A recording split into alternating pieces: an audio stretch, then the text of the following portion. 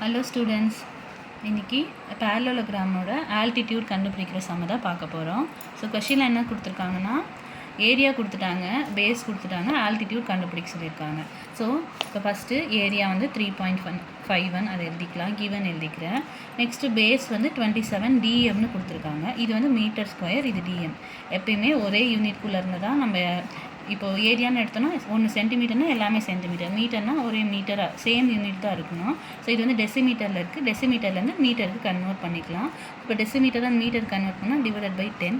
அப்போ 27/10னா 10 ஒரு ஜீரோனா ஒரு நம்பர் தள்ளி புடி வைக்கணும். அப்போ 2.7 மீட்டராக மாறிடும். ஸோ இப்போ சேம் யூனிட்க்கு கன்வெர்ட் ஆகிட்டோம்.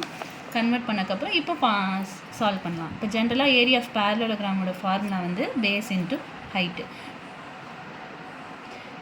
பேஸ் இன்ட்டு ஹைட்டை ஆல்டிடியூட்னு சொல்லலாம். ஸோ ஜென்ரல் ஃபார்முலா ஃபஸ்ட்டு எழுதிடுறேன். ஸோ நம்ம ஹைட்டை வந்து ஆல்டிடியூட்னு சொல்லுவாங்க.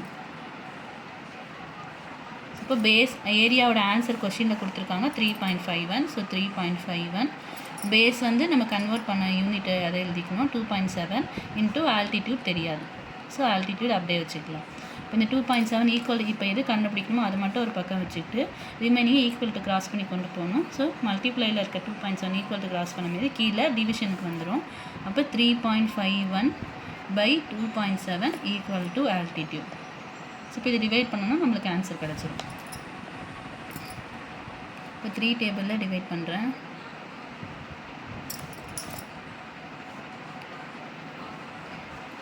3 9s are 27, 3 1s are 3, 3 1s are 3, balance 2, 3 7s are 21. So point அப்படியே வச்சுக்கலாம். இப்போ 1.17/0.9. இப்போ 9 டேபிளில் ஸ்ட்ரைட்டாக டிவைட் பண்ணிடலாம். இப்போ இது நான் பாயிண்ட் வச்சுட்டு ஃபஸ்ட்டு ரிமூவ் பண்ணிடுறேன். மேலே 2 பாயிண்ட்டு, ஸோ கீழே 2 பண்ணோன்னா இப்போ 117/19 வரும். ஸோ 9 டேபிளில் டிவைட் பண்ணோன்னா 9 10s are 9 1s are 9, balance 2, 9 3s are 27. அப்போ 13/10. ஸோ 10 கீழே இருந்துச்சுனாலே ஒரு பாயிண்ட் தள்ளி புள்ளி வச்சுக்கலாம். அப்போ 1.3 மீட்டர்.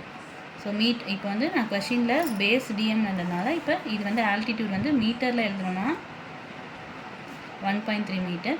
அதே டெசிமீட்டருக்கு மாற்றோம்னா இன்ட்டு 10. இப்போ 1.3 × 10 வந்து 13 டெசிமீட்டர்.